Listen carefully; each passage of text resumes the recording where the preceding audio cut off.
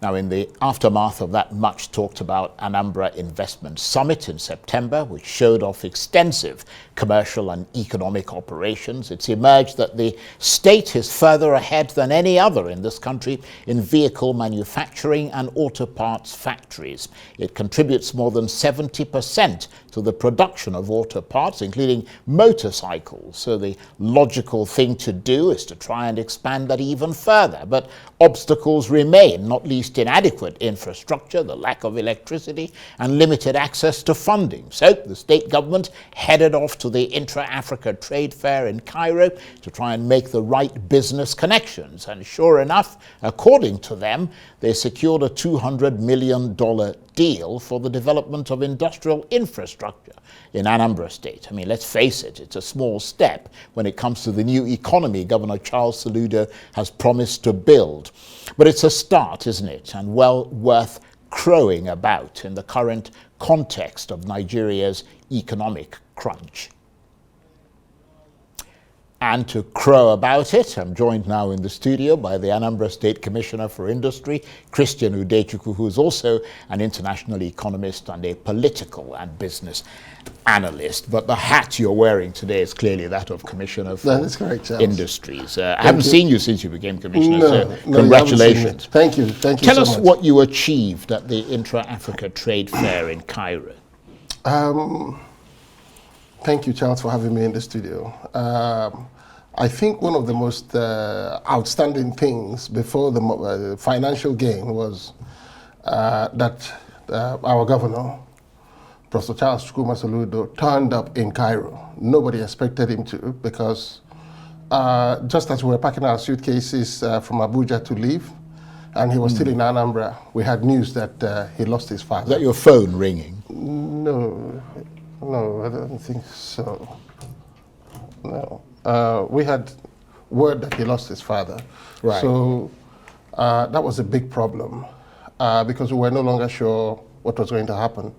But in 2 days, he had sorted out the family, overcame the grief, and showed up in Cairo. So that was huge. And Anambra became the first state of the 75 countries that turned up in Cairo, and the states from Nigeria that also turned up. We were the first state to sign a $200 million deal for the development of infrastructure in Anambra, industrial infrastructure, economic infrastructure, to reorganize business for the future. What we're trying to do essentially is to build a new economy in Anambra, what the governor describes as a smart megacity. That is a city that is built on infrastructure for everything. So we're building on the physical infrastructure for movement of people and goods, physical road infrastructure. And so about 400 kilometers of roads are being built to connect everywhere to everywhere else and make it easy for everybody to move from any location to wherever they want to be within 30 minutes to 1 hour. And then on top of that, we're laying a digital infrastructure so that people can do business from everywhere to anywhere. And then this industrial cluster comes in, because there are clusters of businesses already existing between Onitsha, Newi, Oka area, and so on. But they're a little dispersed in so many places. And so the intention is to have a structure where the economic structures are not interlaced with residential areas. So, because we have a state of about 8.5 million people, and we're looking that in about 10, 15 years, we'll have a population that is equal to perhaps the size of London and Lagos. That's about 15 million thereabout. So we're going to need to disperse the economic activities that happens within the state. So we're building industrial parks for mixed use. We're building dedicated pharmaceutical industrial parks for pharmaceutical manufacturers, because most of our people are into pharmaceutical industry business. So we have a hub that is dedicated to distribution of pharmaceutical products. That means that we can quickly detect and get rid of fake drugs. We have the industrial pharmaceutical manufacturing hub, which also means that we can cluster and reduce the cost of entry, lower the barriers to entry for businesses. That is, we have dedicated spaces of about 4,000 hectares of land, put in infrastructure, road, electricity, communication infrastructure, build up the industrial clusters and the warehouses and the logistics to support it, so that businesses can just come in, plug and play. If you come from anywhere and you say you want to set up an industry, you don't have to go looking for land and build up the infrastructure. Well, presumably you're looking for a lot more money than $200 million. Well, yes, we are. Because what you're saying sounds terribly ambitious. Well, yes, and it's quite doable in terms of the way we have. That's why we were in Cairo, because when we were in Cairo as well, we met with some of the world's leading industrial park developers. One of the biggest in Africa is Arise Holdings, which is a new entity, also backed by multilateral finance institutions. There's another one called Hassan Alam. They are dedicated in Egypt. They're doing quite a lot of projects across Africa, but in Cairo, they're building the new Cairo, the new capital city. So we visited some of these projects that they are doing, and we'll be also going to Togo and Benin Republics to see what Arise has done there, and perhaps in Gabon, where they have one of their flagships. And then they're coming to break grounds for the industrial parks in Anambra in 2024. So we're going to see these developments come to life much quicker than most people envisage. Right. I mean, I'm very curious because you've talked about a lot of things, and obviously you're the Commissioner for Industry.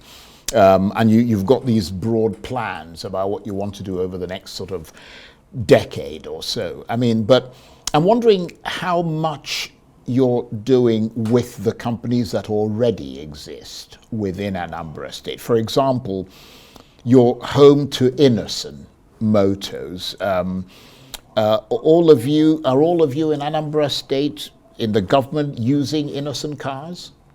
Well, a few people are. You know, there's choices. People are using Innocent cars in government.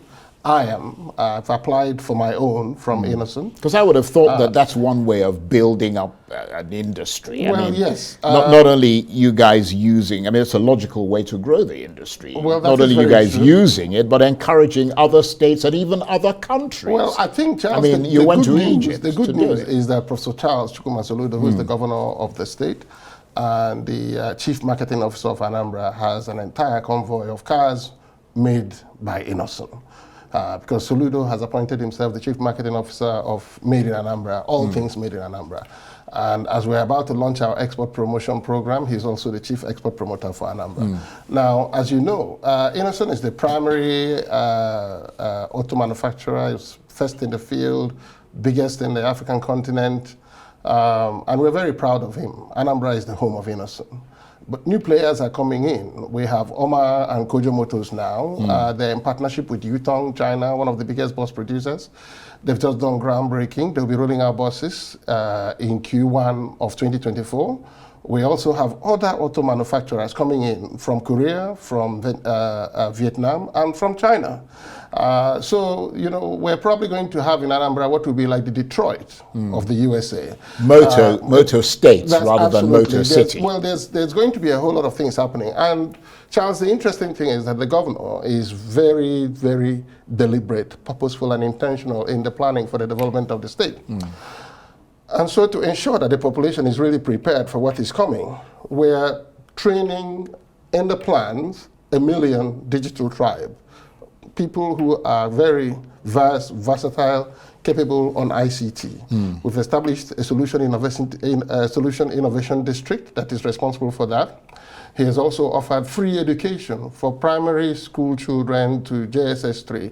What that means also is that we are able to we are going to have an educated workforce that is capable in a 21st century where knowledge is currency. We're also going to be having, no out of two school children. Parents have money put back in their pockets. They can do whatever they want with it because the state has written off their school fees for their children. The other thing also is that we're not going to be having children running around the streets, underage, child abuse kind of things that are happening all over the place. It's going to be totally eliminated in Anambra. We also have a free healthcare system for maternal mothers and children. So the mortality rate for women and children is going to be significantly low. My point is that we are creating an educated workforce that will support the industrial development that we have. And we're also supporting a healthy population which will support the new wealth that will arise out of Anambra. Well, very briefly, because I'm told we're out of time, Okay. as you struggle to rebuild and strengthen the economy of Anambra State, in your reading of the signals from the managers of the national economy, does it seem to be auguring well for Anambra State and its development plans? Do they seem to have the right answers? Yes, yes. And very big yes too, because significantly, as you know, our governor has served Nigeria in many capacities, both local and international, and he's excelled in all those opportunities to serve. So he enjoys enormous goodwill across the divide without prejudice to party. And he has an excellent working relationship with the present administration. And indeed, the NPDC, Niger Delta Power Holding Company, which is headed by the Vice President, is working closely with EEDC, our local distribution company, to provide 24-hour power supply to industrial clusters, beginning with Nnewi, my home place, which is one of the largest, home of auto manufacturers and all. So we enjoy an excellent working relationship. We've applied to NEPZ, the economic free trade areas for multi-facility license, and we enjoy enormous fabulous goodwill. Right. We've also signed an agreement with SMEDEN, a federal agency for funding SMEs. So we're getting the right levels of support and intervention. Well, it sounds all rather promising. Indeed, we'll have to see what happens. The ruling party in Anambra has a policy, right, as part of its foundation, a policy to work with any government that is in the center. Right. Well, that's the way it ought to be. Christian, I want to thank you very much indeed and wish you all the very best. He is, of course, the Anambra State Commissioner for Industry. He's also an international economist. Thank you very much indeed. Thank you, Charles, for having me.